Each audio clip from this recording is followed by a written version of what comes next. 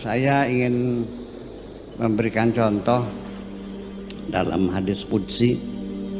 Nanti ada seseorang yang dulunya waktu hidup di dunia mencari Tuhan, naik gunung, turun gunung, nyebrang lautan, ya sampai ke guha-guha, dia putar-putar nggak ketemu. Ketika itu dia dipersalahkan, kamu itu salah jalan mencari aku, muter-muter ke alam dunia. Padahal begitu mudahnya engkau sejak dulu sudah bisa ketemu. Andaikan dulu ketika ada tetanggamu yang sakit, engkau datang membawa obat menolong dia, engkau sudah bisa bertemu dengan aku, karena aku berada di samping orang yang sakit itu. Andaikan engkau menyambangi orang yang meninggal dunia dan engkau ikut mengawal sampai ke kuburan, sejak dulu engkau sudah menemui aku, karena aku di samping orang yang meninggal itu. Ini kan artinya bahwa menemukan Tuhan kan pada kemanusiaan. Jadi sehingga saya nggak masuk akal ketika orang mengaku mengenal Tuhan tapi dia ngebom masjid, iya, membunuh orang. Jadi kan nggak masuk akal. Mana mungkin membunuh orang sebagai jalan masuk surga kenal Tuhan? Nggak mungkin dong. Yang saya yakini orang yang masuk surga itu orang yang menghidupi orang, bukan membunuh orang.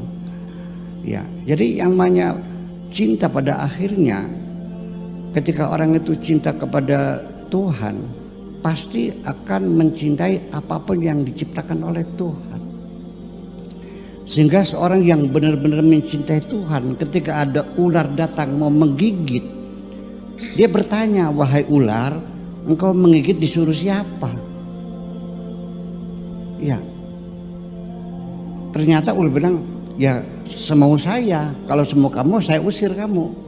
Tapi kalau engkau disuruh Tuhan, silakan gigitlah aku. Nggak ada yang dibenci, semuanya dicintainya. Dan itu tidak sesama agama saja. Semua orang tidak melihat beda agama, beda suku, nggak ada, semuanya dicintainya semuanya. Dan betapa bahagianya orang yang sudah mencintai Allah, dan semuanya menyenangkan sekali. Kemudian itu artinya implementasi cinta kepada alam semesta ini sendiri. Pasti dia sangat santun, dia pasti baik, maka siap menolong siapapun juga. Itu adalah orang sampai kepada dia ketika menolong orang sampai siap dia menderita. Ketika dia mengambil haknya, dia mengambil lebih sedikit daripada haknya. Ketika dia memberi orang lain, dia akan berikan lebih dari kemampuannya. Itulah orang-orang yang cinta kepada Tuhan. Kemudian itu dari kualitas cintanya. Cinta kepada Tuhan itu ada kualitas tertentu yang dituntut, yaitu sifatnya cinta yang berdasarkan monoloyalitas. Jadi tidak boleh ada siapapun yang kau cintai selain Allah. Itu makanya Iyyaka na'budu wa iyyaka nasta'in itu adalah satu kontrak kesetiaan atau cinta yang berdasarkan monoloyalitas. Aku bekerja hanya kepadamu saja dan aku juga akan mintanya kepada kamu saja. Nah, terakhir saya ingin berikan cerita. Ada seorang murid di kota Baghdad belajar sama Syekh di sana,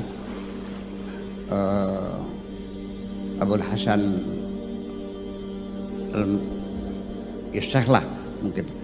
Nah itu sudah 20 tahun dia belajar di Baghdad situ. Kemudian si murid ini bertanya kepada gurunya, masih adakah ilmu yang lebih hebat lagi? Kata gurunya, ilmuku sudah sampai sini, saya ingin yang lebih hebat lagi. Dia bilang, silakan cari guru yang lain yang lebih hebat dari saya. Ada nggak? Ada. Di mana? Di Lebanon, di Jabal Lubnan, namanya Syekh Abdullah namanya.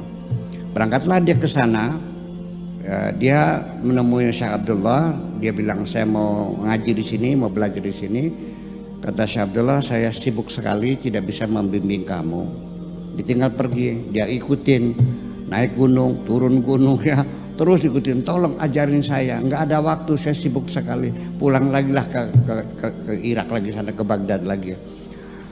Akhirnya di penghujungnya sang murid mengatakan, supaya jangan saya pulang tangan kosong, tolonglah ajari saya satu kalimat saja. Satu kalimat saja yang sampai masa nggak ada hasilnya, saya jauh-jauh ke sini. Oke, satu kalimat saja, ketahuilah wahai anakku bahwa Tuhanmu itu sangat cemburu.